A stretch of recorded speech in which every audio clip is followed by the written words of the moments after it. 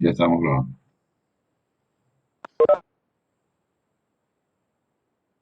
La clase de hoy la vamos a dedicar completamente a resolver la ecuación de onda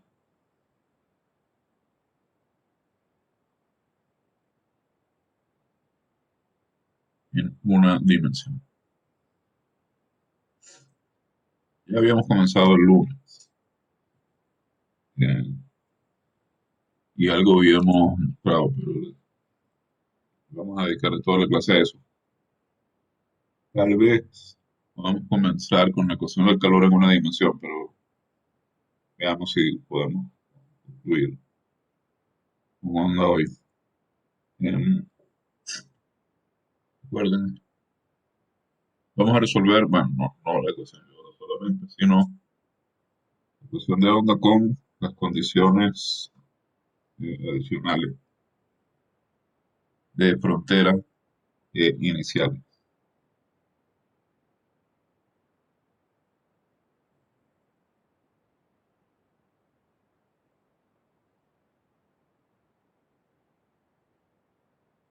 Acá,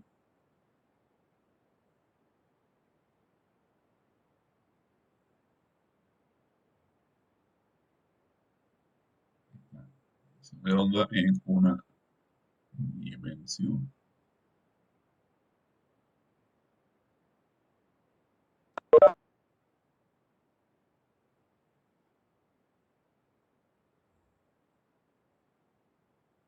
Con las siguientes condiciones de frontera.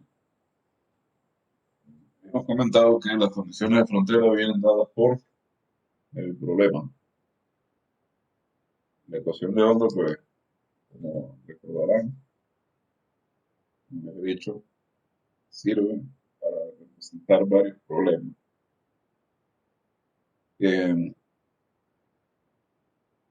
Vamos a resolver con condiciones de frontera homogéneas, porque el problema que queremos modelar acá es el problema de una cuerda que vibra. Entonces, eh, cuando tenemos el problema de la cuerda que vibra, los puntos donde la cuerda está fijada a los soportes no se mueven en ningún momento. De manera que eso nos da un par de condiciones de frontera. Nos dice que en el punto cero, eh, U es cero para todo t, y en el punto L, U también vale cero para todo t. Esas son nuestras condiciones de frontera. Y nuestras condiciones iniciales vienen dadas. Ah, acá, en el dibujo que les había hecho.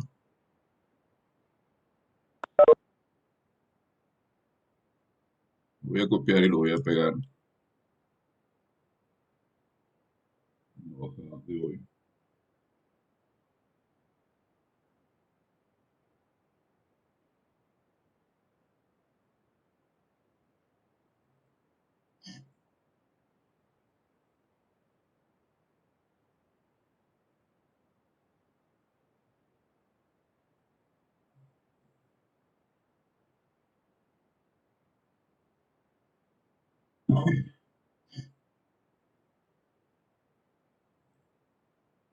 Viene dada por el hecho de que justo en el instante preciso antes de comenzar el movimiento, hemos estirado la cuerda a un punto y el movimiento comienza justo cuando la soltamos. Entonces, las condiciones iniciales vienen dadas de la manera en que se ha deformado la cuerda inicialmente, de la forma en la que se ha estirado. Entonces, tenemos nuestras condiciones iniciales dadas de la siguiente forma.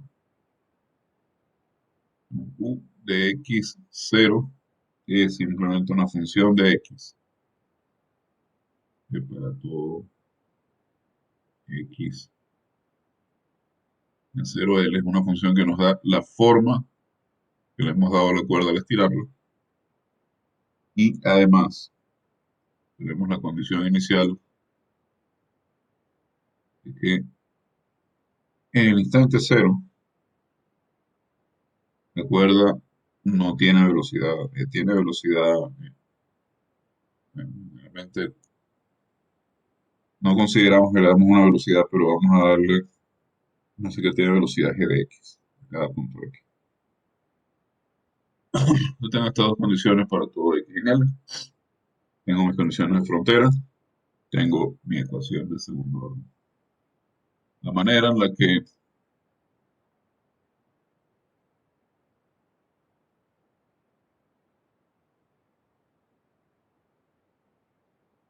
comenzamos a resolver esta ecuación es mediante el método de separación de variables.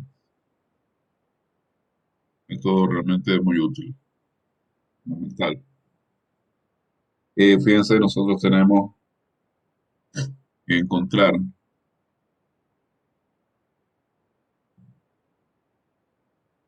queremos encontrar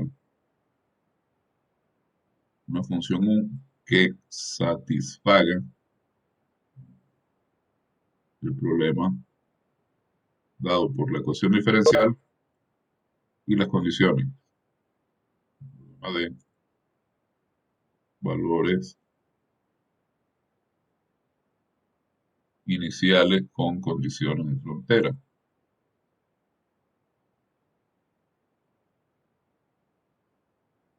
Pero queremos hallar una función que tenga esta forma. La función U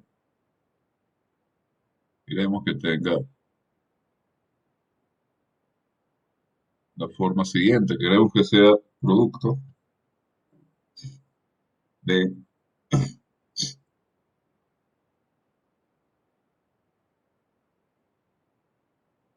dos funciones, donde la primera, la función que estoy llamando f, depende solo de la variable espacial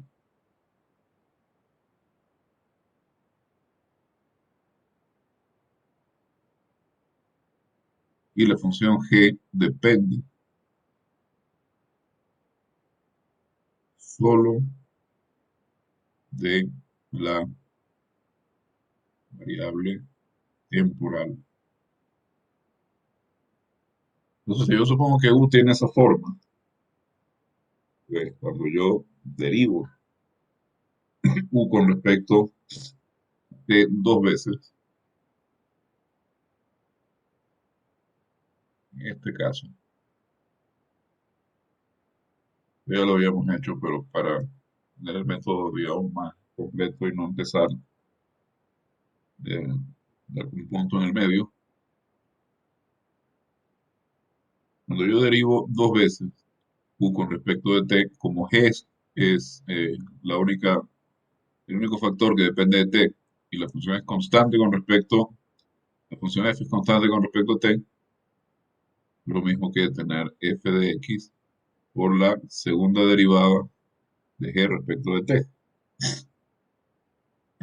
¿Sí? Similarmente, cuando derivo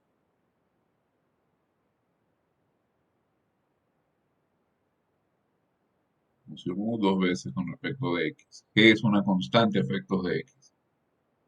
Entonces, esto es la segunda derivada de f con respecto de x por la función g de t.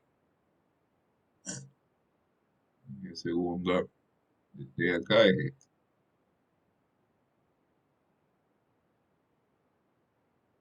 Y f segunda de x acá es esta. Pueden observar, no uso la notación de las derivadas parciales porque estas son derivadas ordinarias. Y fíjense acá que vamos a reemplazar estas dos.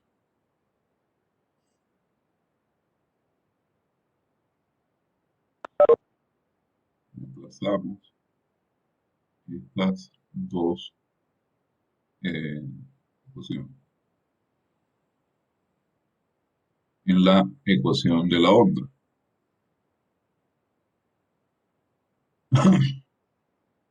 En la ecuación de la onda iguala la segunda derivada de u con respecto de t con una constante c cuadrado que multiplica la segunda derivada de u con respecto de x. Escribimos eso tal cual, pero sustituyendo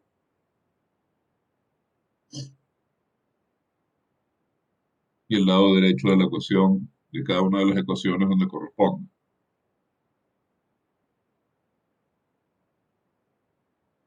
Tenemos esto, ¿sí?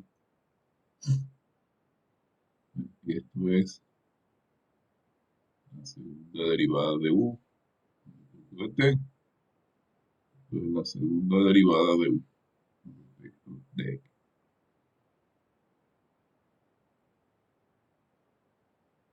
¿De acuerdo?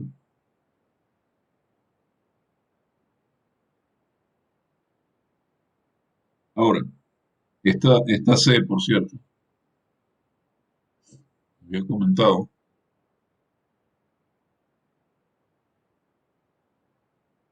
eh, es una constante para cada cuerda, para cada problema. Pero aunque suena raro decir que una constante depende de algo, pues esta es una constante que depende de dos parámetros. En realidad es un parámetro que define cada problema. T es la tensión que tenga la cuerda, pero obviamente si yo puedo, eh, esto lo que quiere decir es que mi problema va a depender de la tensión que tenga la cuerda inicialmente. Yo puedo tener una misma cuerda sometida a tensiones diferentes, eso da problemas diferentes. Pero en el problema, esta tensión es constante. Nosotros estamos asumiendo que no varía a lo largo de la duración del movimiento. Es decir, tomamos la tensión una tensión inicialmente para la cuerda y esa tensión se mantiene a lo largo de la duración del movimiento, se mantiene para todo nuestro problema. Esa tensión no varía. Fíjense, si yo tuviera una guitarra, digamos, la guitarra tiene una pieza que es el clavijero, en al final del mástil tiene las clavijas. Con estas clavijas yo puedo tensar o destensar. Si yo pulso una cuerda y muevo la clavija correspondiente a la cuerda, estoy variando la tensión. Bueno, yo estoy suponiendo que eso no pasa. Estoy teniendo tensión constante a lo largo de la duración de todo el movimiento. Y tengo algo que también voy a asumir que no cambia, esto lo habíamos dicho también el lunes, que es la densidad lineal. Y esto pues, tiene menos razón todavía para cambiar, porque se supone que es una característica intrínseca de la cuerda, la unidad de masa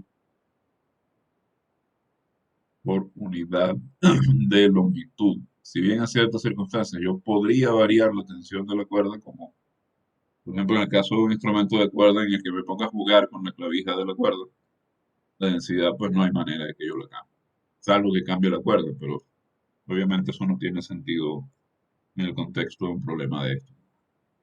Ni tensión ni densidad lineal cambian, lo cual hace que esta cantidad C sea constante para cada problema específico.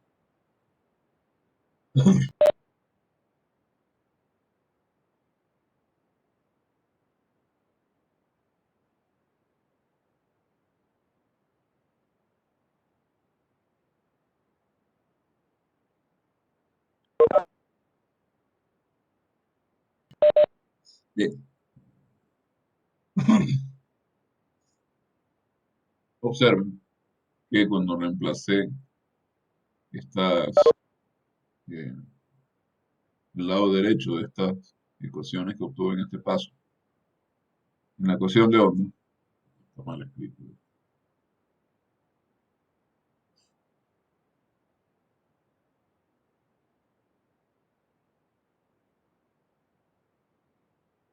porque esto es el lado derecho, lo estamos reemplazando. Tengo esta igualdad y de acá yo puedo agrupar todos los factores donde aparece, por ejemplo, la variable g de un lado y donde aparece la variable t del otro lado. que es justo lo que voy a hacer. Voy a agrupar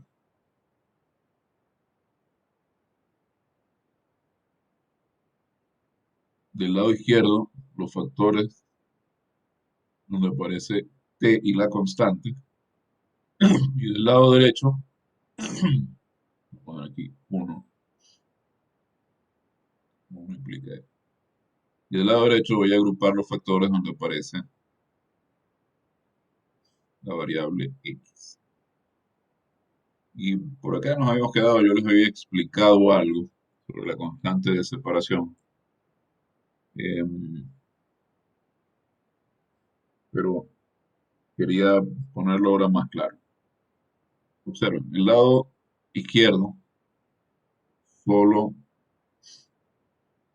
depende de t. El lado derecho solo depende de x. Y de acá yo concluyo que estos cocientes deben ser constantes. ¿Por qué? Si variamos x, entonces varía el lado derecho. No, no precisamente. Lo que yo quiero decir es que si variamos solamente x,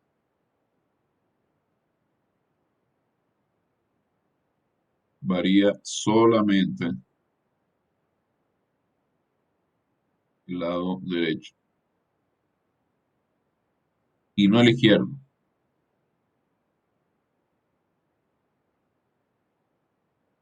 Pero esto es absurdo,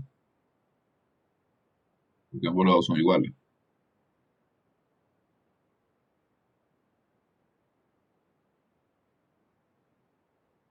Entonces, la conclusión, ambos lados son iguales. Entonces, yo no puedo tener que varía un lado y no varía el otro. Así que lo que debe estar pasando es que ninguno de los dos lados varía. Así que debe existir una constante K,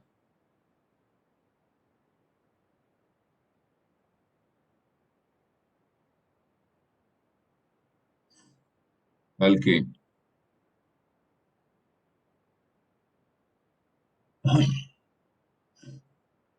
segundo de t sobre c cuadrado por g de t igual a f segunda de x sobre f de x. Esto es igual a esa constante.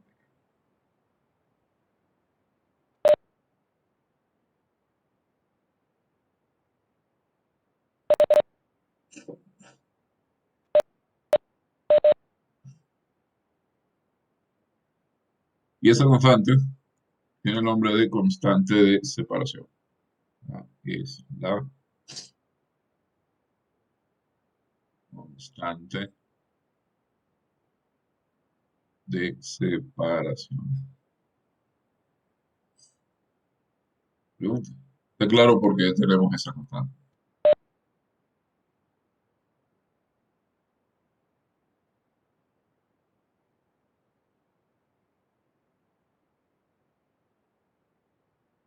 A mí no me quedó muy claro. ¿Podría volverlo a explicar, por favor? A ver, tengo dos fracciones que son iguales. Una depende exclusivamente de t y la otra depende exclusivamente de x. Yo lo que estoy diciendo es que ambas fracciones deben ser constantes. Si no lo son, ¿qué ocurre? Tengo la fracción, por ejemplo, del lado derecho. Si esto varía cuando yo varío x y el lado izquierdo no puede variar, no estoy variando t, solo estoy variando x. Así que tengo la situación absurda de que varía uno de los lados de la igualdad y el otro no. Eso no puede ser. ¿Sí? Lo mismo para t.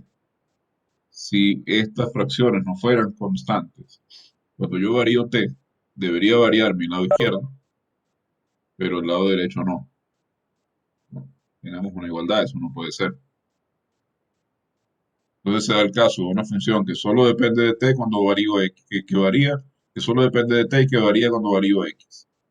O una función que solo depende de x y que varía cuando varía t. Eso es absurdo. Porque se supone que de un lado solo tengo una función de x y del otro lado solo tengo una función de t.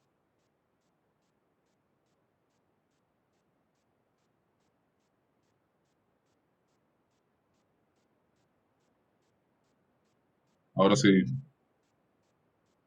¿me entienden? Sí, ya me queda más claro, gracias. ¿No? Entonces, necesariamente estas fracciones deben ser constantes. Como son iguales, todos valen la misma cosa. De ahí la existencia de esta constante k, la llamada constante de separación.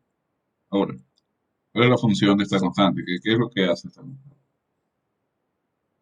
Como estamos igualando las dos constantes, estamos igualando fracciones, vamos a escribir ahora estas dos igualdades por separado.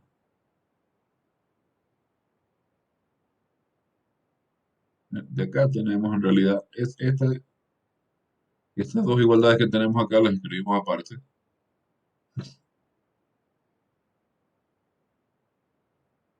Tenemos que segunda de t sobre c cuadrado de t es igual a k y f segunda de x sobre f de x es igual a k. Entonces, acá eh, esto implica que tenemos dos eh, ecuaciones. Lo voy a llamar uno.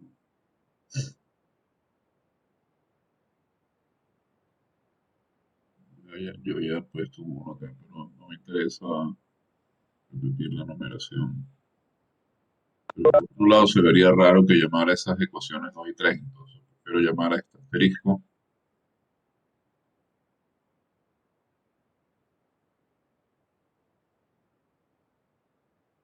y ya.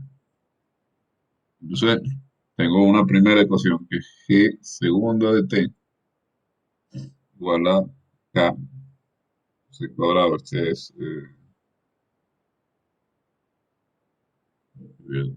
una vez por g segunda es igual a k por c cuadrado por g. Entonces, g segunda menos k por c cuadrado por g es igual a cero. Por otro lado, tengo que f segunda de x menos k por f de x es igual a cero. Yo tengo, observen esto con detalle. De una ecuación en derivadas parciales, yo he pasado a tener dos ecuaciones diferenciales ordinarias. Y más todavía, son ecuaciones diferenciales ordinarias lineales. Estas son ecuaciones diferenciales ordinarias lineales y bueno, ambas son de segundo orden. No sé, y esa constante acá, yo no sé qué, tengo que es una constante que va a ser arbitraria, pero fíjense del método de separación de variables, yo he pasado de un problema que no sabía resolver, un problema donde aparecía una ecuación de segundo orden en derivadas parciales, lineal, pero en una ecuación de segundo orden. O sea, estamos justamente aprendiendo a resolverlas, no sabemos hacerlo. Y lo he convertido en un problema que es mucho más familiar, que es resolver ecuaciones diferenciales ordinarias. Eso se supone lo sabemos hacer. Y este es un procedimiento común en las matemáticas, bien sea en las matemáticas puras o en las matemáticas aplicadas. Tomar un problema cuya resolución uno desconoce y reducirlo a un problema cuya solución ya uno eh, sabe cuál es. Uno sabe cuál puede ser una ruta para resolver ese problema. Entonces, la siguiente etapa Mi método de resolución, la segunda etapa.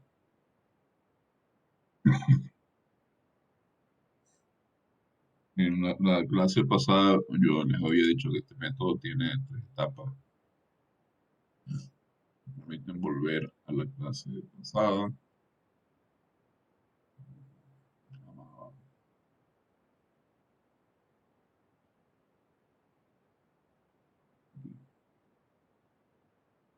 Les había dicho que la primera etapa era usar el método de separación de variables para encontrar una función en variables separadas que satisfaciera la ecuación. Todavía no la hemos encontrado, pero eh, ya usamos el método de separación de variables y redujimos nuestro problema inicial a un problema más conocido. La segunda es determinar las soluciones de estas dos ecuaciones diferenciales para que satisfagan las condiciones de frontera. Entonces, observemos lo siguiente. En primer lugar, nuestro problema original,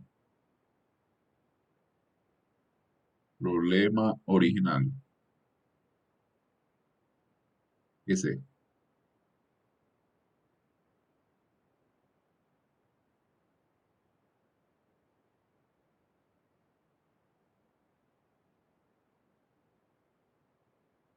Tenemos las condiciones de frontera dadas pues, por la naturaleza misma del problema, donde dice que U0T es igual a U en LT de 0 para todo T. Y estas son las condiciones de frontera del problema de la cuerda. Tiene cierta tensión y que vibra entre dos soportes y la tensión no cambia, etcétera. Pero, a ver, de pronto, si yo tomo el problema de una columna de aire que vibra dentro de un tubo para producir un sonido, tal vez ahí las condiciones de frontera son diferentes, ¿no? Entonces, las condiciones de frontera son específicas de cada problema. Observen también que si yo tengo la función u constantemente igual a cero,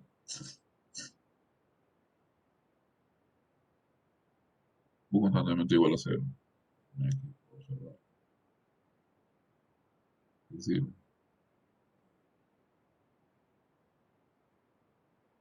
y esta función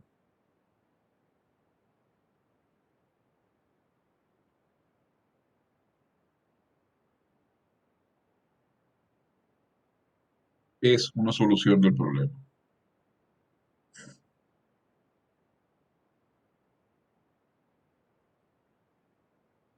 Evidentemente, si ustedes derivan dos veces esta función que es constantemente igual a cero, pues van a tener que esto es igual a cero. Si derivan dos veces con respecto de x, pues también esto es igual a cero. Entonces, pues 0 menos c cuadrado por cero, pues esto es igual a cero. Pero esta es una solución que es poco interesante. ¿Y qué clase de solución es? Bueno, esta solución simplemente nos da el caso en el que la cuerda nunca se movió. Dejamos la cuerda quieta, nunca la estiramos, nunca pasó nada con ella. Entonces, no hay movimiento. Es la solución trivial.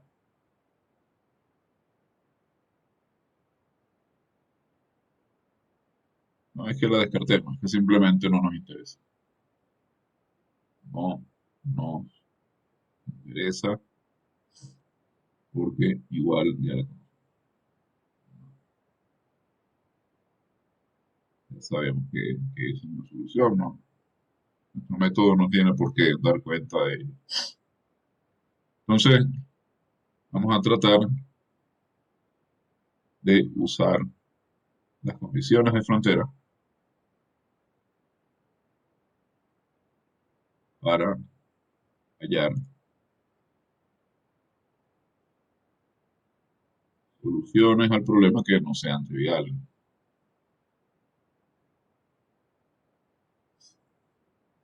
Entonces, fíjense eh, nosotros tenemos que U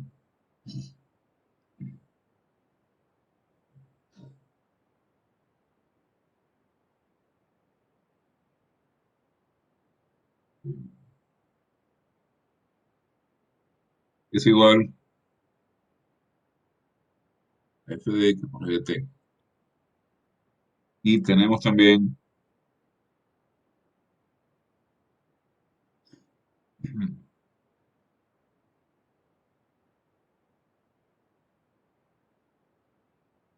eh, dos ecuaciones diferenciales ordinarias que tenemos por acá.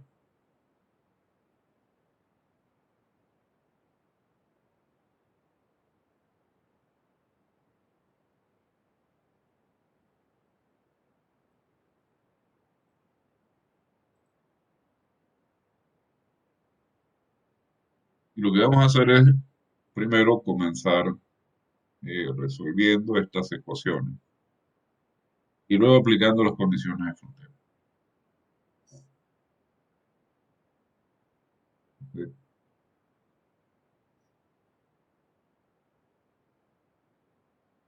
primero resolvemos uno y 2 y luego aplicamos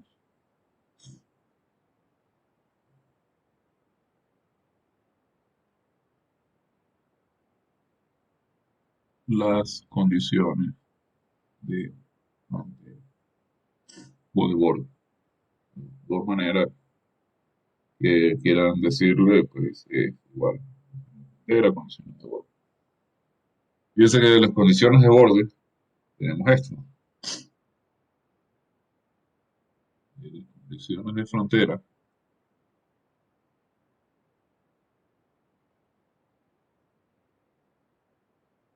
tenemos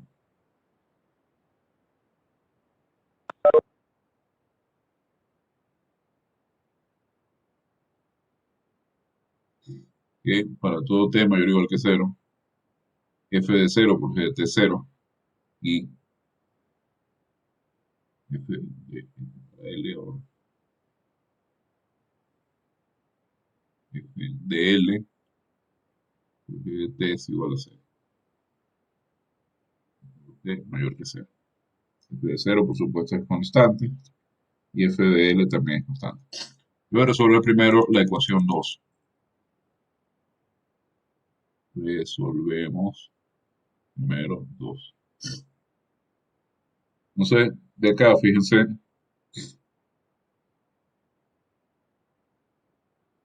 eh,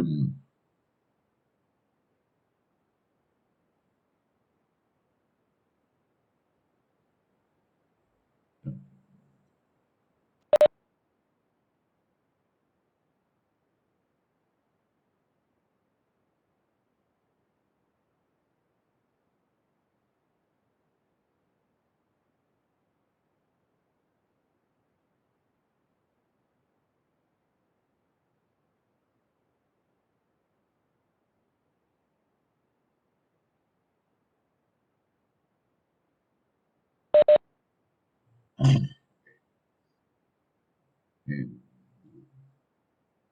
no se decía, vamos a comenzar resolviendo la segunda ecuación, considerando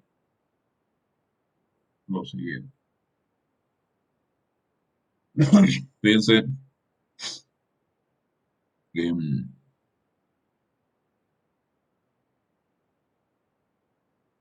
bueno, debí decir mal.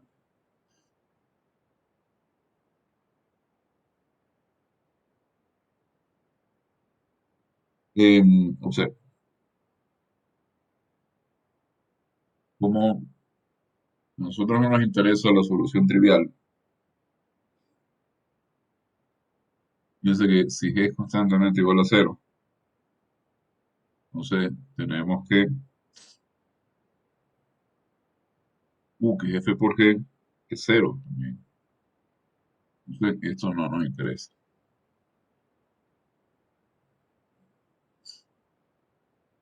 Entonces vamos a suponer que g no es constantemente igual a cero. de las condiciones de frontera va a salir que si u de 0t, es que f de 0 por g de t, y esto es 0 para todo t mayor que 0, pues esto tiene que ser porque f de 0 es igual a 0. Y similarmente, dado que u en lt es f de l,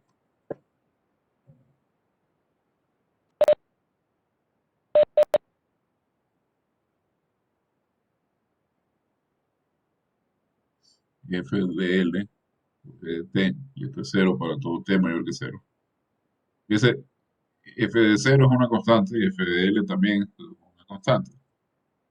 Así que eh, si f de 0 fuera distinto de 0, entonces significa que f de 0 por g de t es 0 para todo t, así que g sería constantemente igual a 0, no nos sirve. Así que de acá tenemos que f de 0 es 0 y tenemos que f de l es 0 también.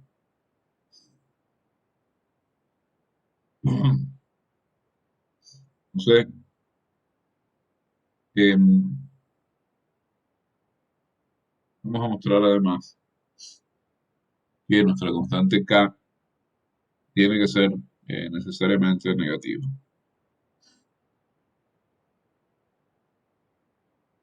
Tenemos entonces dos condiciones. Tenemos primero que f de 0 es 0. Tenemos que f de l es 0. Y estas las necesitábamos para eh, hacer el resto de los pasos. Primero vamos a mostrar que k debe ser necesariamente negativa.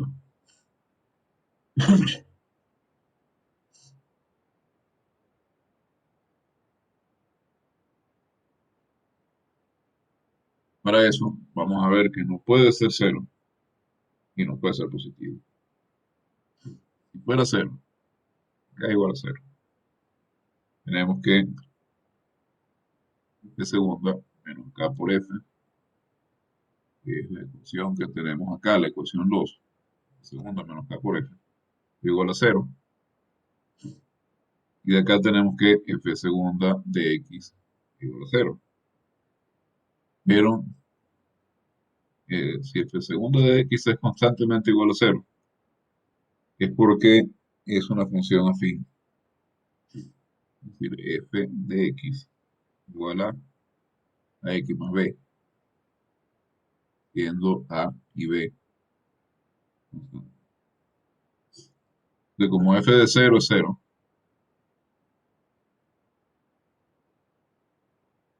tenemos que eh, a por 0 más b es 0, entonces acá tenemos que b es igual a 0. Y si b es igual a 0, tenemos que f de x es a x, pero además tenemos que f de L es igual a 0.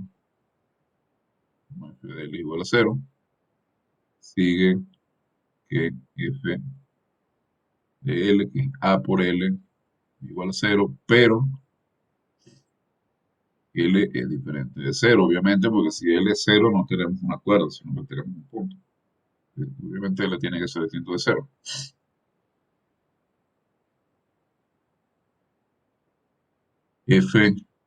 Por lo tanto, perdón, A es igual a 0. Y de aquí podemos concluir que f de x es constantemente igual a 0. Y entonces u de xt es 0 por g de t. Esta es la solución trivial.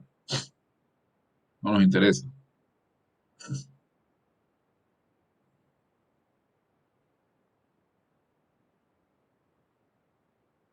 Y es la solución trivial.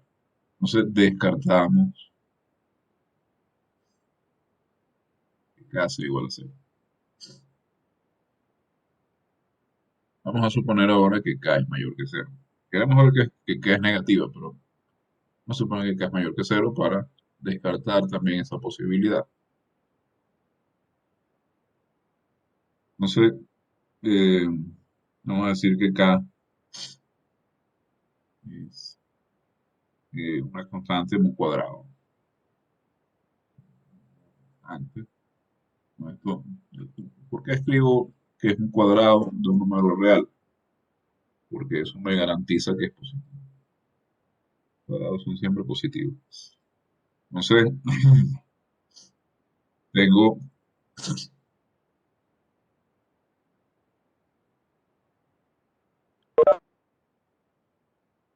y esta ecuación,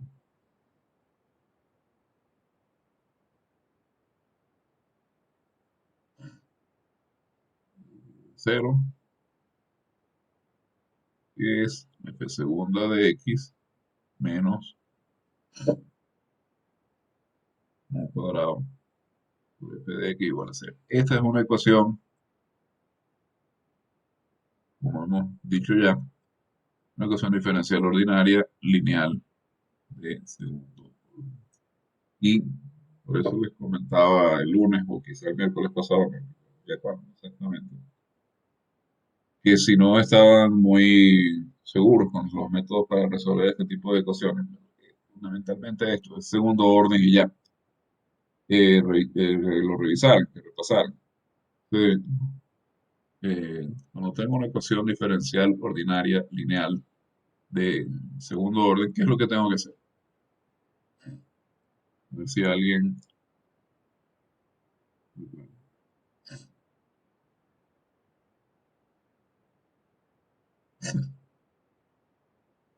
En este caso podríamos usar el truco de Euler y asumir que la función va a ser e a la x.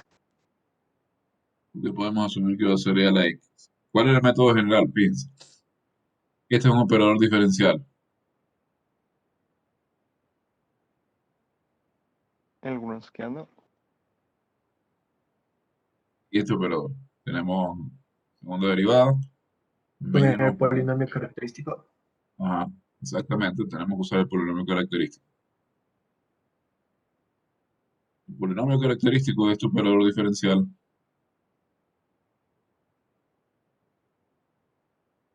es x cuadrado menos mu cuadrado.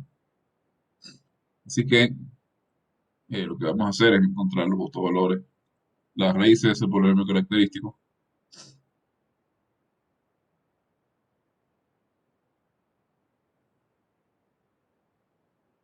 Cero, sí, y solo si eh, x menos mu por x mu igual a cero. Entonces tengo dos raíces. Tengo mu, eh, las raíces son más menos mu, ¿sí? Y así tengo dos soluciones fundamentales,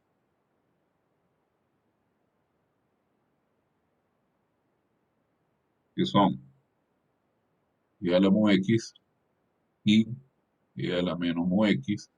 Y la solución general es cualquier combinación lineal de estas dos soluciones fundamentales. Así la solución general, resumen, esto y el que vamos a usar, tiene esta forma. Constante por una de las soluciones más constante por la otra solución. Bueno, yo sé un par de cosas sobre la función f. Yo sé que f en cero y en L vale cero. Entonces, primero, por las condiciones de frontera, f de cero es a por e a la cero, mu por cero, b por e a la menos mu por cero. B, esto es igual a cero. Y aquí tengo que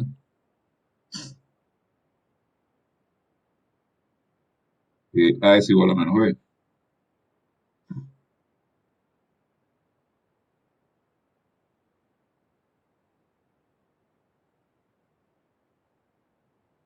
Ya.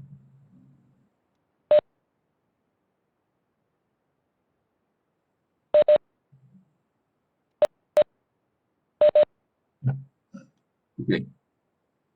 Por otro lado, yo sé que f de L es cero también. F de L es A por E a la mu L más B por E a la menos mu L igual a cero.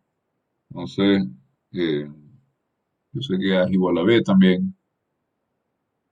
Perdón, yo sé que A es igual a menos B. Como A es igual a menos B, o B es igual a menos A. Lo he escrito acá como A y menos A. ¿Sí?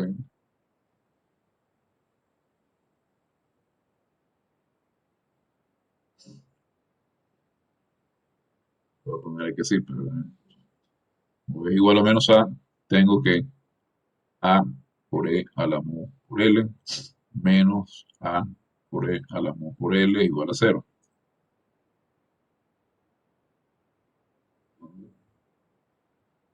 A por E a la mu L menos E a la menos mu L es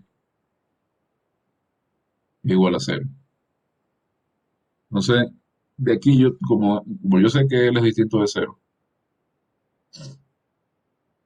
tengo que E a la mu L menos E a la menos mu L es distinto de cero también. Por lo tanto, A tiene que ser igual a cero. A es igual a cero y B es menos A, B tiene que ser igual a cero. Y mi solución general, que tenía la forma A e a la mu L más B por E a la menos mu L igual a cero.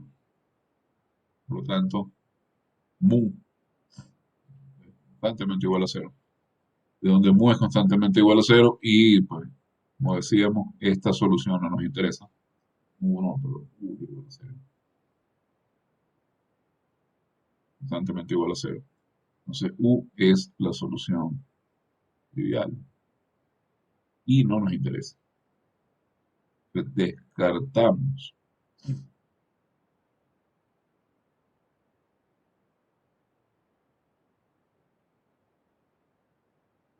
descartamos K positivo. Y nos queda solamente la posibilidad de que K sea negativo.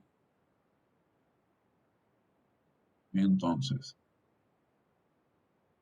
vamos a tomar K igual a menos mu al cuadrado con mu una constante real. Como tú ves que es una constante es arbitraria. Cualquier constante real. Entonces K es negativo. Siendo K negativo, me queda la ecuación con la siguiente forma.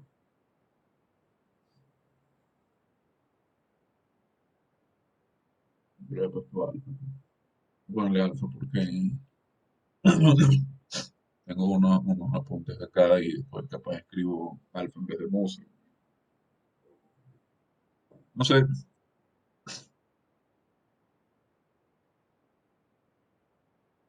hay dos posibilidades que hemos descartado. La posibilidad de que K sea cero y la posibilidad de que K sea negativo, sea positivo. Y que K tiene que ser negativa. Y la ecuación, donde la ecuación 2 queda de la siguiente forma. Queda como f segunda de x eh, menos, menos alfa cuadrado acá, ¿no? Por f de x, igual a cero. Entonces f segunda de x más alfa cuadrado por f de x igual a cero. Y ahora, pues esta la resolvemos de la forma que vimos arriba. Acá tenemos que este es el operador diferencial de cuadrado más alfa cuadrado por identidad. Entonces el polinomio característico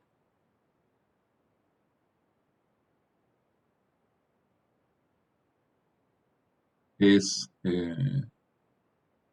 x al cuadrado más alfa cuadrado.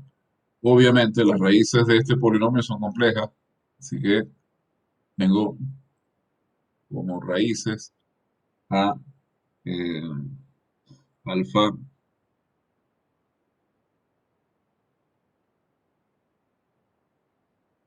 y alfa y su conjugado. Tengo ahí alfa menos y alfa, y lo que vamos a hacer entonces es tomar la solución general. De acá me salen las soluciones fundamentales.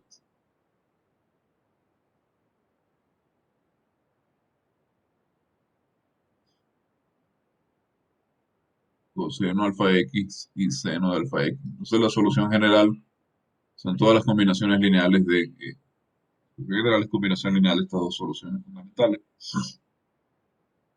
La solución general de ejecución f de x igual a por el coseno de alfa x, b por el seno. Y ahora tengo que determinar a y b, conociendo las condiciones iniciales.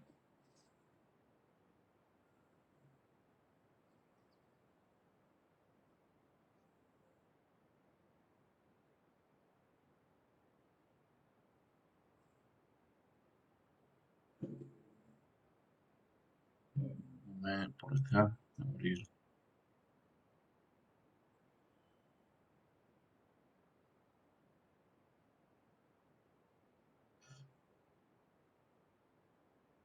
Un archivo.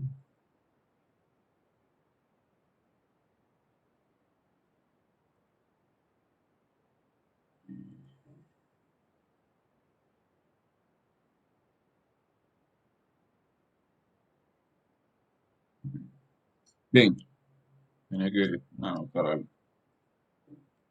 Tenemos esta solución general. De nuevo, sabemos que f en 0, igual que en L, vale 0.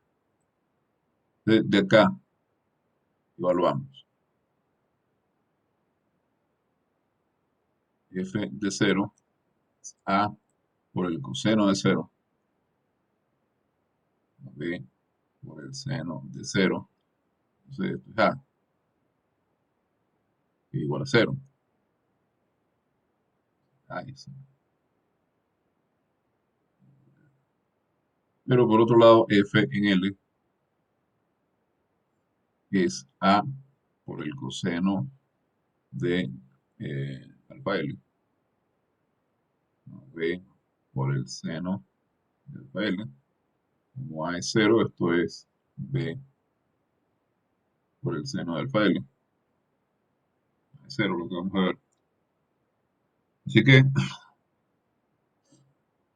fíjense, si b fuera 0, tenemos que f de x es constantemente igual a 0 y u es la solución trivial, entonces no nos interesa. Trivial, no. Así que podemos suponer que b es distinto de 0.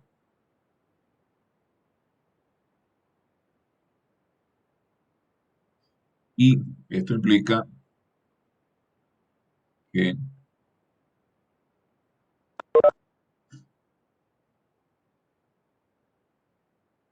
como f de L es 0,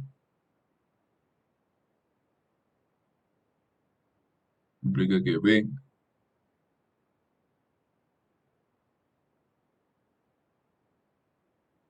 por seno de alfa L es 0, lo cual quiere decir que seno de alfa L es 0.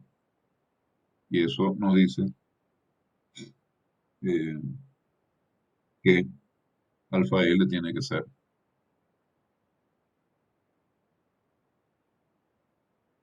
NPi con n cualquier número entero, que son los puntos donde la función seno se anula. Entonces, alfa es n pi l con n entero. Vamos a decirle alfa sub n.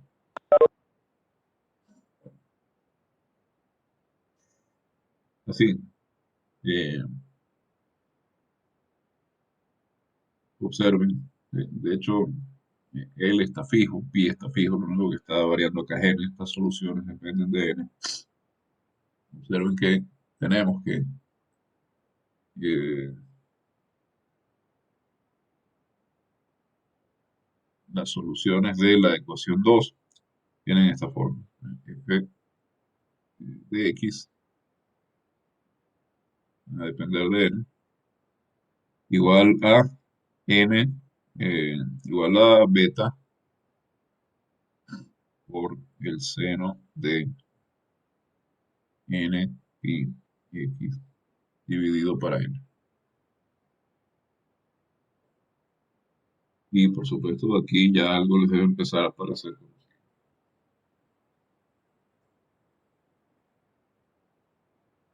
Ese n pi x entre l.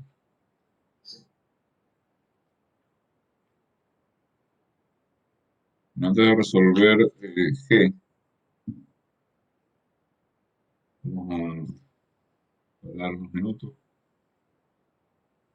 y continuamos.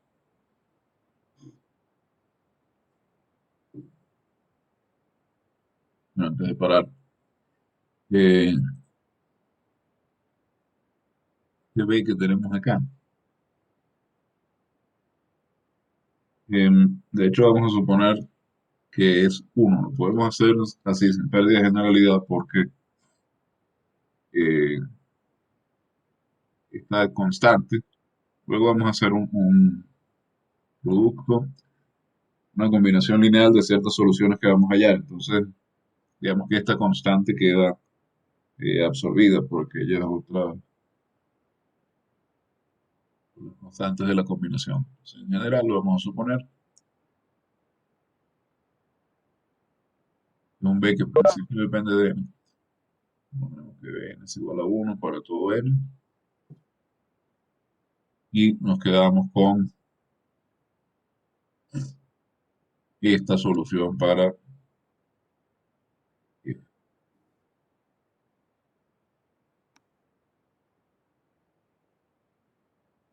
Bien, entonces continuamos en unos minutos. 8 y 7, como a las 8 y 12.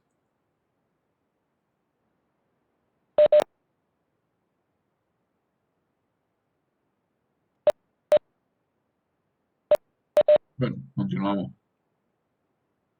Entonces, hemos encontrado infinitas soluciones para la ecuación diferencial ordinaria de segundo orden de paridad F involucrada. Nos dice que pues, vamos a tener también infinitas soluciones para la otra, porque en principio pues tenemos infinitas ecuaciones. Fíjense, teníamos la ecuación E segunda de menos a por c cuadrado de t igual a 0. Entonces aquí sustituimos k por menos alfa cuadrado. Hemos visto que k tenía que ser negativo, así que sustituimos por menos alfa cuadrado. Y resultan infinitas ecuaciones.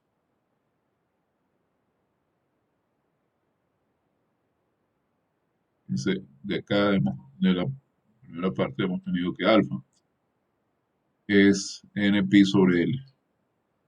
N, cada uno de estos valores. N pi sobre l. Entonces nos quedan infinitas ecuaciones de esta forma. Nos quedan ecuaciones de la forma en segunda de t menos lambda n cuadrado de t igual a 0. Con lambda n igual a c por alfa, es decir, c por n pi.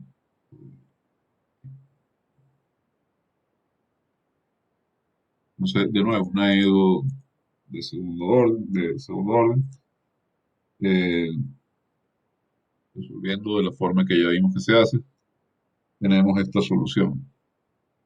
Para cada n tenemos la solución general.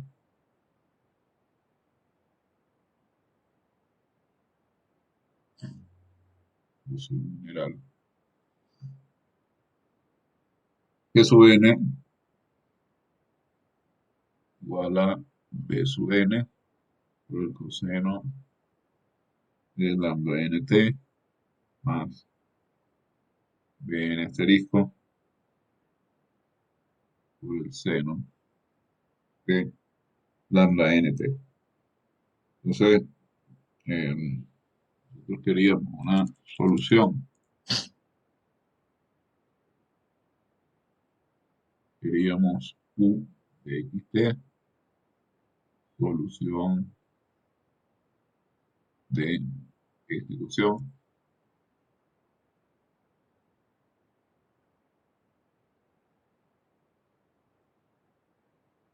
de la forma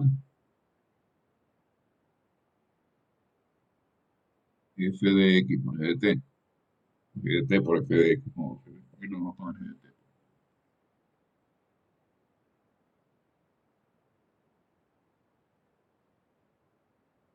de t por f de x. Y tenemos infinitas soluciones fn y g sub n. Tenemos, por tanto, infinitas soluciones para u. N, f, x.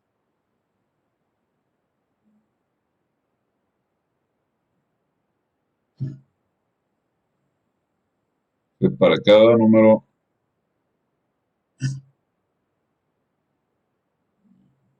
o porque eso puede parecer que estamos diciendo que es por alguno, para todos ellos. Y estas soluciones, pues, simplemente estas. Ya tenemos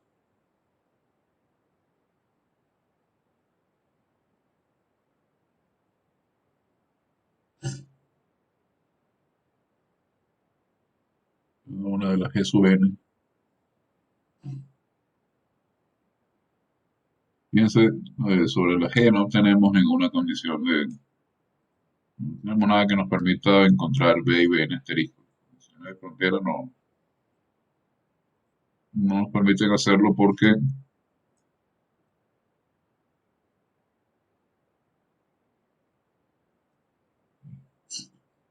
las condiciones de frontera lo que nos dicen, no, están dando condiciones sobre la variable X, pero sobre G no. Entonces tenemos G acá, cada G sub n. Y acá tenemos F sub n. Coseno de n pi x dividido por L. Estas son las U sub n. Acá podemos llamar a cada una de estas U sub n, U sub 1, U sub 2, etcétera, funciones propias o funciones características del problema. Funciones propias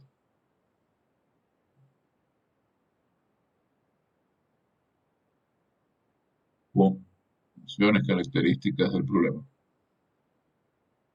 Vimos en la teoría, vimos la teoría de Somerville,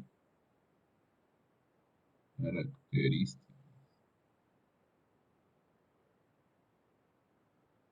del problema son las soluciones no triviales. Y cada una de estas funciones propias está en relación con un valor propio, un autovalor.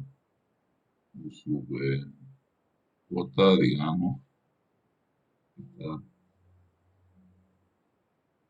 relacionada con el autovalor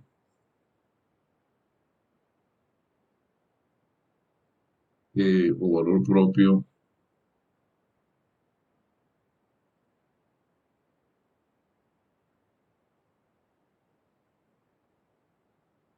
valor propio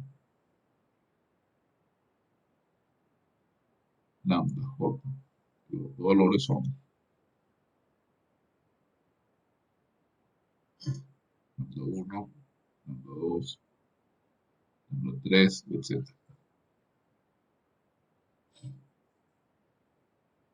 Ahora, digamos, el problema que nosotros queremos resolver, el problema que tenemos al principio, es encontrar una solución. Entonces, tenemos infinitas soluciones al problema, a la ecuación diferencial. Incluso infinitas soluciones que satisfacen las condiciones de frontera. Pero tenemos además una condición inicial.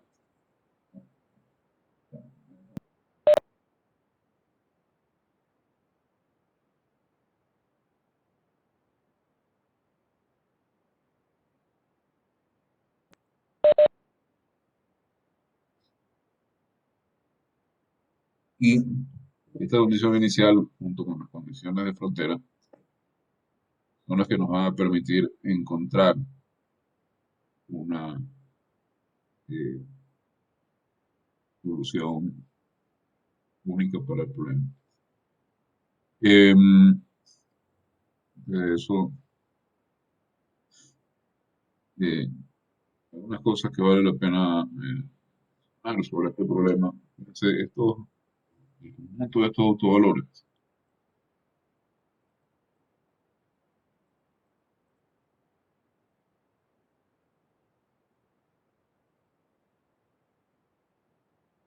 lo vamos a llamar el espectro, son por supuesto los valores NP sobre L con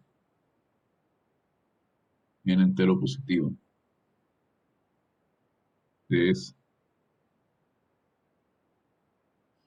el espectro del problema. Y em,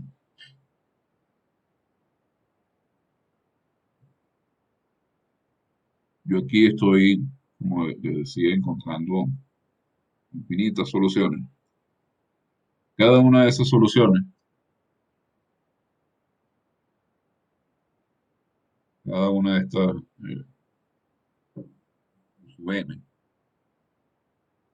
describe el enésimo modo normal del acuerdo. Enésimo modo normal del acuerdo.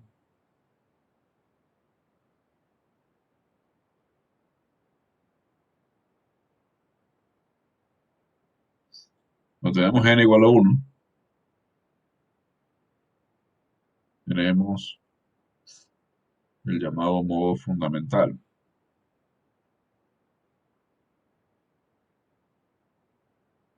Modo fundamental.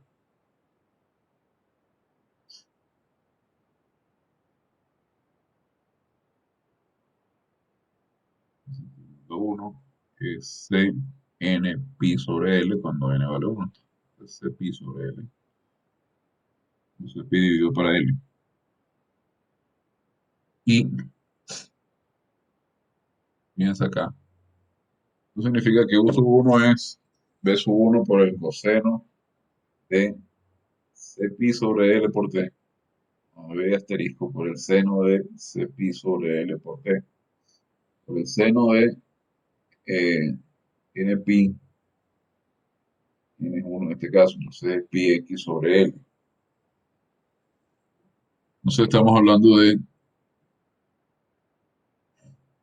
este C pi sobre L multiplica, ¿sí?, a la variable en los argumentos de las funciones senoidales en U de xt. Entonces, estos autovalores son frecuencias, ¿no?, de una función senoidal. Son frecuencias de un movimiento ondulatorio. Son la frecuencia fundamental. Y todos estos son simplemente frecuencias de movimiento ondulatorio. Pero cuando n es mayor que 1, al enésimo modo normal lo llamamos n menos un ésimo armónico.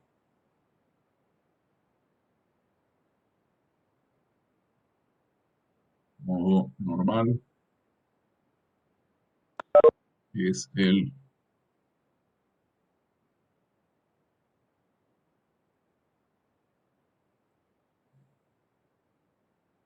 armónico.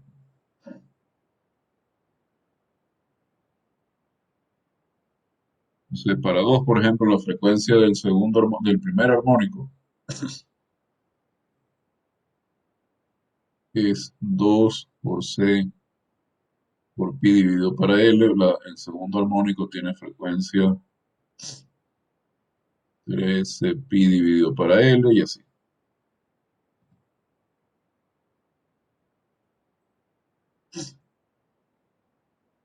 Observen que, dado que el seno de n pi x se anula, de n pi x dividido para L, perdón, como el seno de n pi x dividido para L se anula en L sobre N, en 2L sobre N, y así hasta N menos 1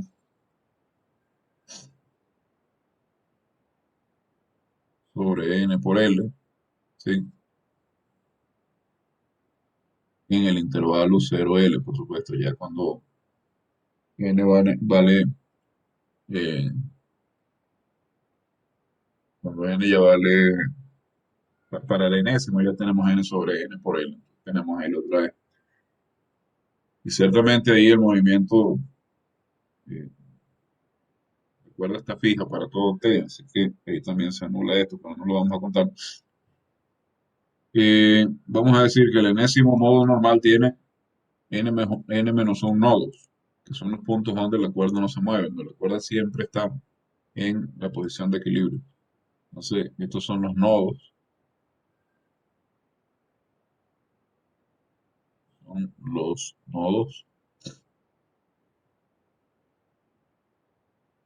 de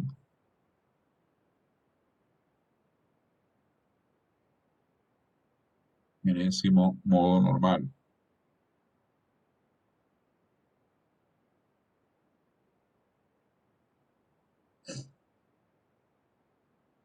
Los puntos donde la cuerda no se mueve, en ese modo. Entonces, esa situación, pues, es el dibujo.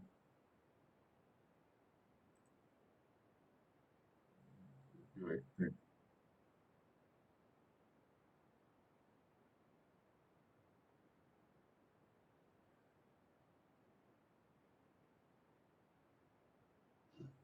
luego acá. Ese es el modo fundamental. No, esto,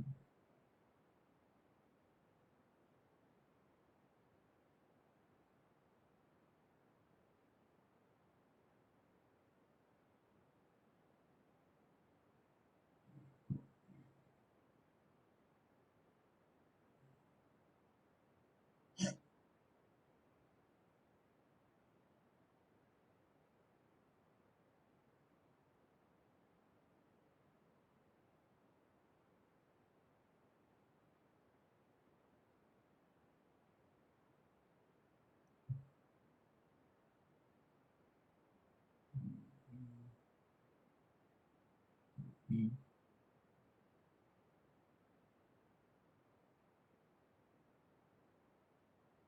bueno, no importa. A ver, fíjense, tengo la cuerda en su posición original, es decir, la posición de equilibrio. El centro, bueno, no voy a ser muy preciso.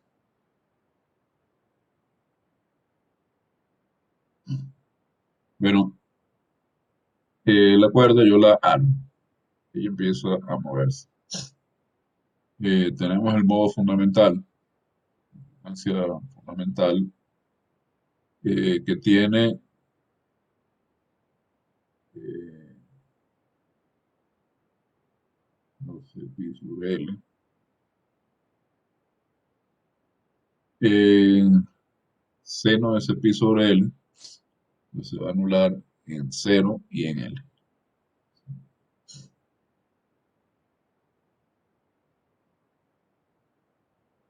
Modo fundamental de la cuerda viva. Pero después el segundo modo normal, tiene un nodo justo, fíjense, cuando n vale 2, en L medio.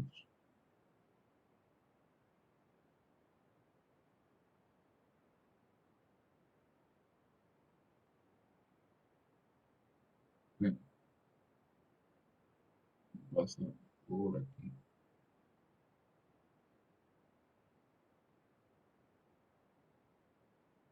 Este es el segundo modo normal. El tercer modo normal tiene nodos, tiene dos nodos. O sea, uno está más o menos aquí a un tercio y el otro está aquí a dos tercios de la longitud total. Viene así, aquí se anula y se anula otra vez. El segundo armónico. El tercer armónico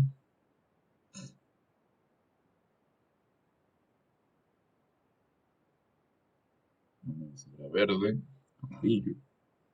Bueno, cada vez más difícil de dibujar, pero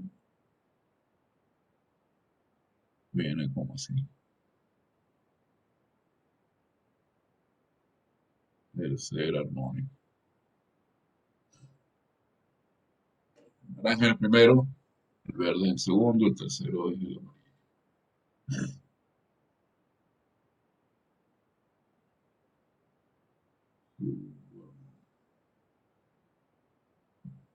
Entonces, lo que estoy haciendo es desglosar. Fíjense, tengo una cuerda. La tensé, la solté, la cuerda se empezó a mover. Lo que estoy haciendo es, en realidad, descomponer el movimiento de esa cuerda en todos sus modos normales.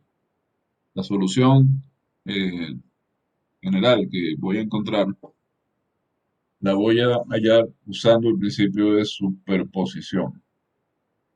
Simplemente, cada una de estas funciones, estoy hallando acá, cada una de las uso n, es una solución del problema. Entonces, para encontrar la solución general, yo hago una combinación lineal de todas ellas.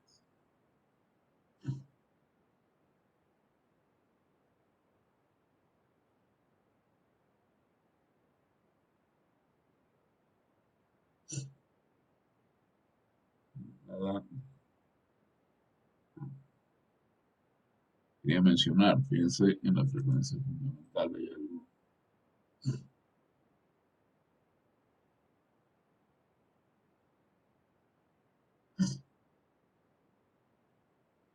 Tenemos la frecuencia fundamental.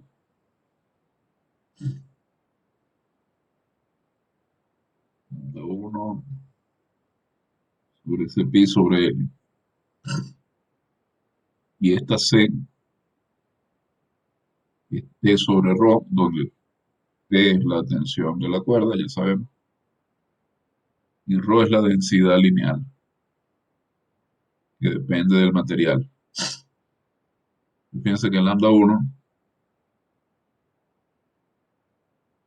es raíz de T sobre ρ por pi sobre L. Pi, por supuesto, no cambia, pi es una constante. Pi, y la densidad lineal, pues, tampoco va a cambiar porque es una propiedad intrínseca del material, de la cuerda. Em,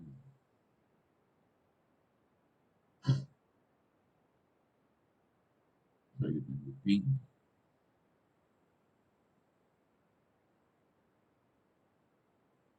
Bueno, voy a escribir esto así. Pi aquí, voy a poner raíz de t, voy a poner raíz de rho, acá voy a poner 1 sobre l. Fíjense, de nuevo volviendo a un ejemplo concreto de em, los instrumentos de cuerda. Un caso que lo quería traer con regularidad porque es un caso en el que pueden observar las cosas directamente. Fíjense, acá lo único que no es realmente constante es pi. ¿Por qué? Porque en un instrumento de cuerda, por ejemplo, ustedes pueden variar la tensión en un instrumento de cuerda. Ocurre lo siguiente. Si lambda 1, que es la frecuencia fundamental de la cuerda, aumenta, el sonido es más agudo.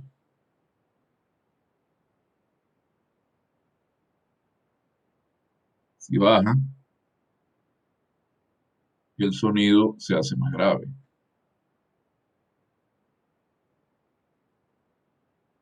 ¿Sí?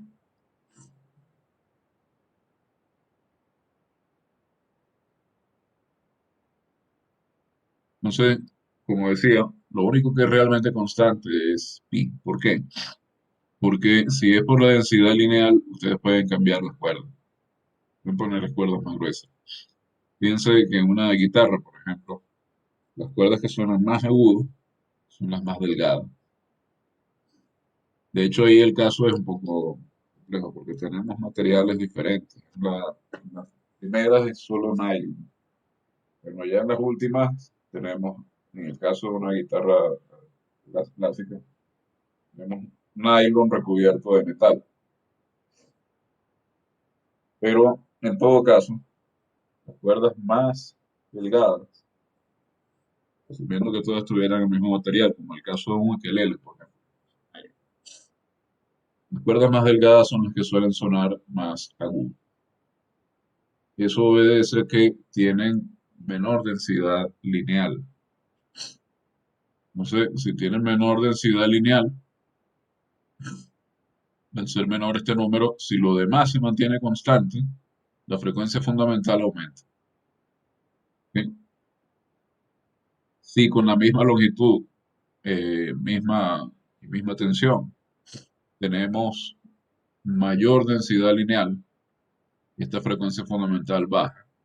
La cuerda suena más grave. Entonces, ahí vemos cómo influye el grosor de las cuerdas. En un instrumento como una guitarra, un bajo, un violín, qué sé yo, esta longitud tiende a permanecer constante. La longitud de-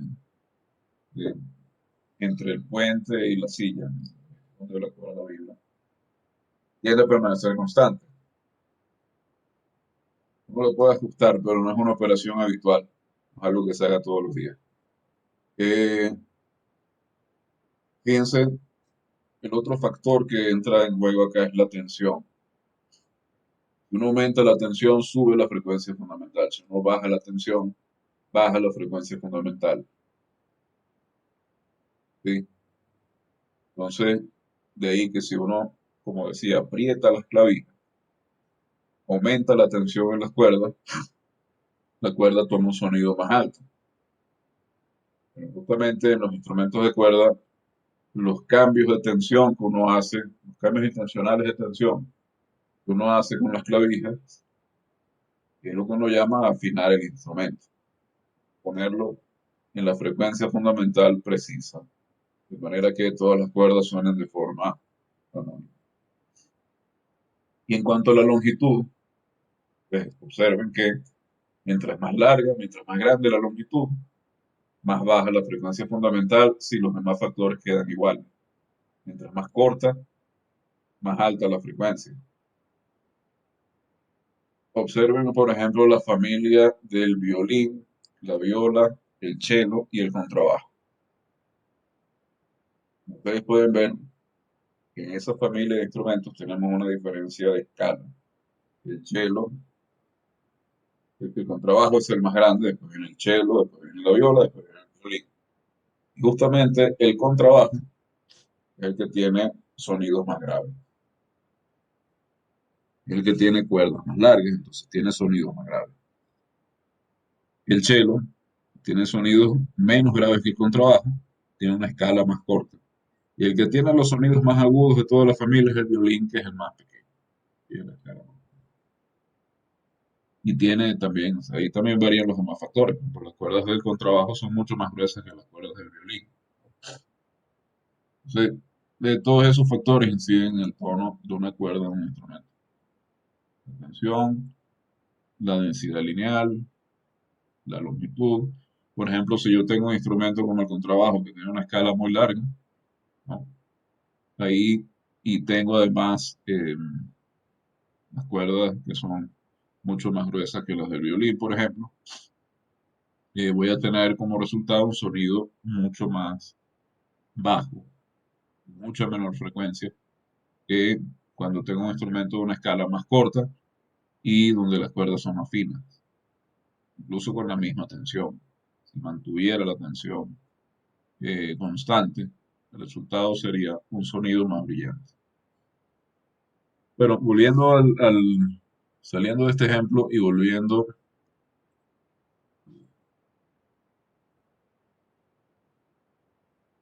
a la solución de nuestro problema, decía que cada una de las USUN es una solución del problema. Cada USUN es una solución del problema. Entonces, lo que vamos a hacer es hallar U por superposición. Si yo tengo varias soluciones a un problema, habíamos visto que el principio de superposición consiste en que una solución de el problema, en que la solución general del problema se obtenía combinando linealmente estas soluciones. Entonces, en este caso, combinar linealmente infinitas soluciones es dar una serie. La solución general, que es u de xt, entonces va a ser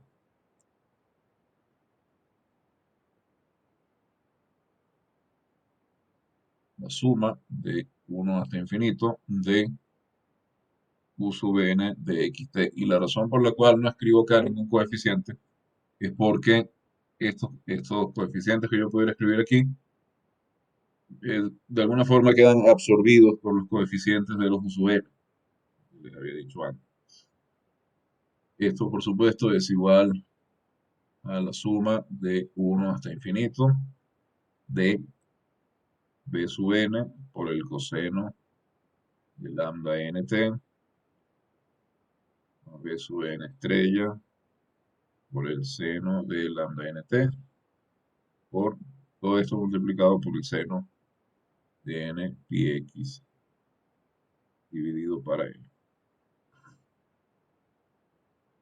Esta es mi solución general, pero yo no sé cuánto vale b sub n, yo no sé cuánto vale b sub n asterisco.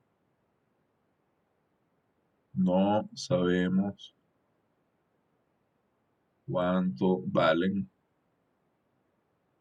B sub n y B sub n asterisco. ¿De dónde van a salir B sub n y B sub n asterisco? De la condición inicial. Creemos que, bueno, de las condiciones iniciales, porque recuerden que teníamos dos. Creemos que U de xt satisfaga las condiciones iniciales.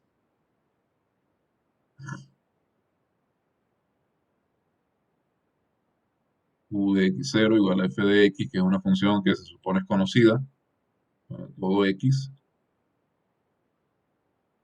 ¿Sí? Tanto esta función como la función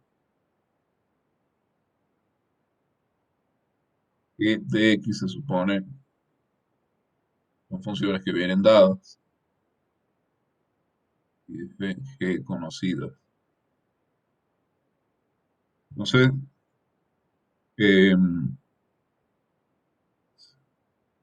estas condiciones iniciales dice que nos permiten escribir esto de la siguiente forma.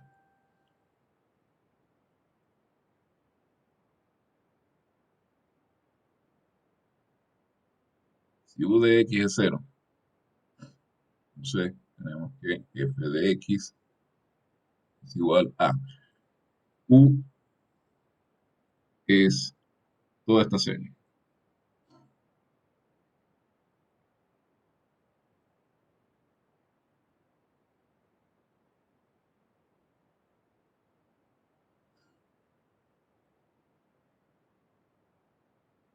F de x, que es u en x0, toda esta serie evaluada en t igual 0. Cuando evaluamos en t igual 0 esta serie, tenemos que esta es la suma de 1 hasta infinito. Y acá tenemos coseno de lambda por 0. Coseno de lambda por 0 es 1.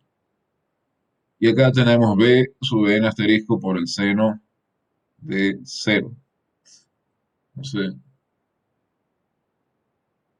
para t igual 0,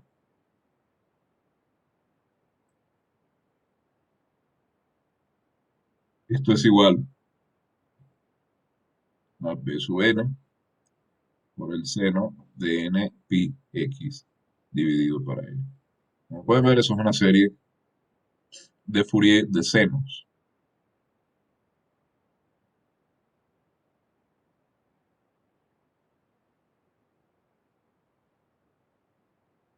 Entonces lo que tenemos que hacer es, de hecho es la serie de Fourier de la función f. Lo que tenemos que hacer para encontrar los b sub n es calcular los coeficientes de Euler. 2 sobre L, la integral de menos L hasta L de f de x por el seno de n pi x dividido.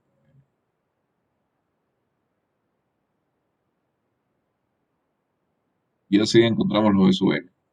Pero por otro lado, tenemos que la derivada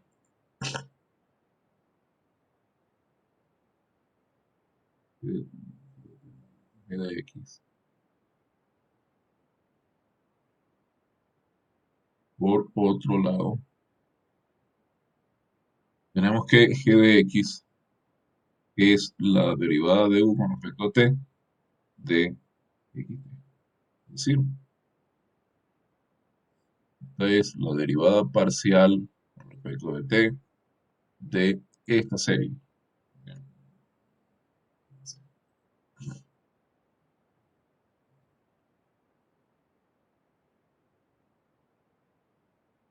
Estos b sub n ya sabemos lo que son, entonces, eh, digamos, no les... Al, cero,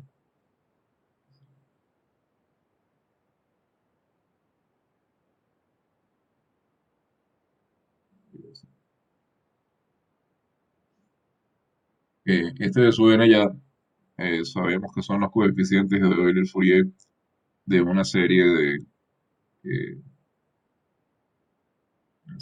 de senos. Pero lo que vamos a hacer es derivar término a término esta serie. Nos queda entonces que g de x es esta derivada. Serie de n,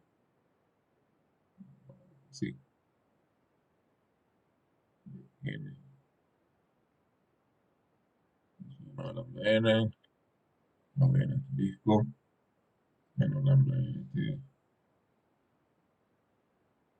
y seno n pi x dividido por n, esto lo antes igual a 0. Derivamos y luego evaluamos. Al derivar, si lo hacemos término a término, tenemos el resultado la suma desde n igual hasta 1 de menos b sub n por lambda n por el seno de lambda nt más b sub n asterisco lambda n por el coseno de lambda nt. Disculpen que voy un poco rápido, pero es para ver si me alcanza el tiempo, ¿no? Para terminar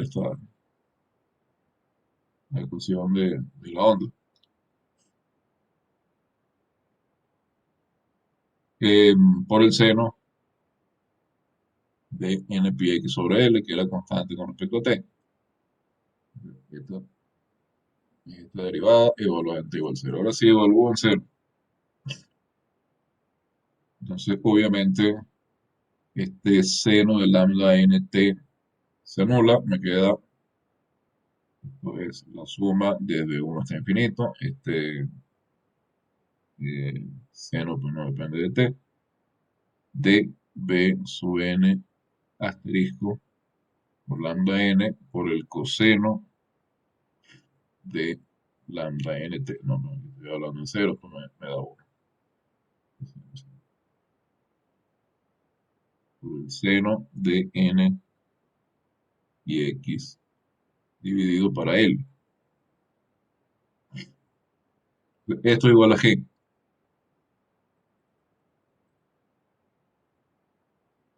que se supone es una función que yo conozco. Eh, función, suma de n igual a 1 hasta infinito, de b sobre n estrella, lambda n por el seno de n pi x sobre L. Entonces, de nuevo, esto pues es una serie de Fourier de senos de la función g de x. Serie de Fourier de senos de g. Y entonces, pues b asterisco por lambda lo hallamos calculando el coeficiente de Euler-Fourier de B sub n asterisco, por cierto, B sub n, eh, lo había puesto de menos LL, pero recuerden que eso es 2L sobre eh, integral de 0 a L de G, etcétera, de F, seno de n y x dividido para L de x. Entonces, B sub n, digamos que como lambda n, que es la frecuencia del enésimo modo normal, y es CNP dividido para L, B sub n asterisco es 2 sobre CNP integral de 0 a L de g de x del seno de n pi x dividido para L. Entonces, con este B sub n asterisco y con este B sub n,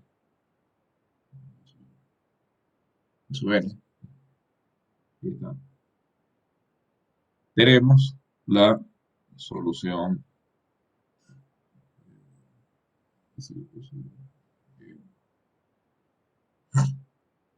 No escribiendo tan rápido, omití esa parte. Entonces tenemos finalmente nuestra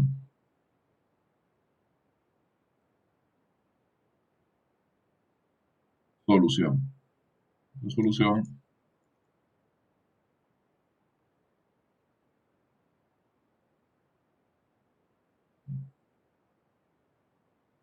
la solución es la función dada una serie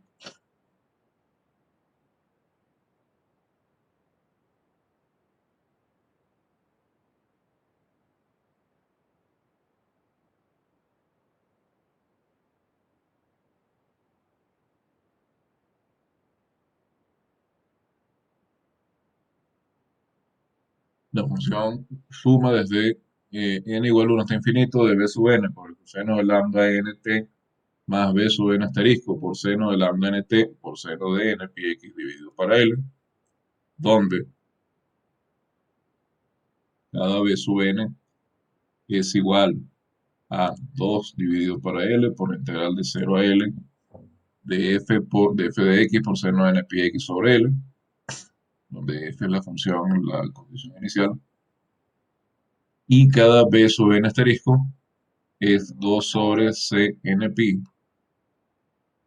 por la integral de 0 a L de g de x por el seno de n pi x dividido para L. Y cada lambda n es n pi dividido para L.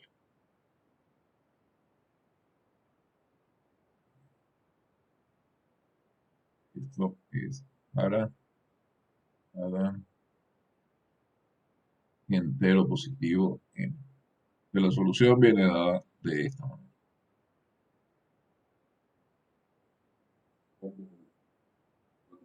Una parte quizá un poco más anatómica, pero quería que termináramos ya la parte de la ecuación de ahora.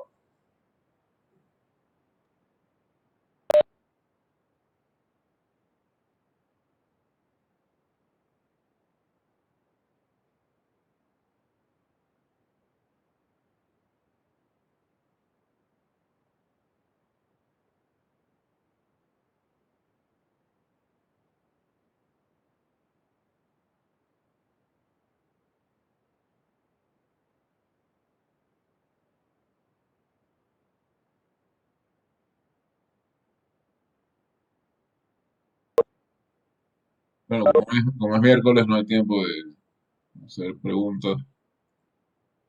Continuamos en unos minutos en la clase de CP y ahí resolveremos de ejemplos de la ecuación.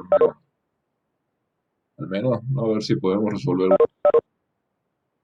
Entonces, continuamos en unos minutos.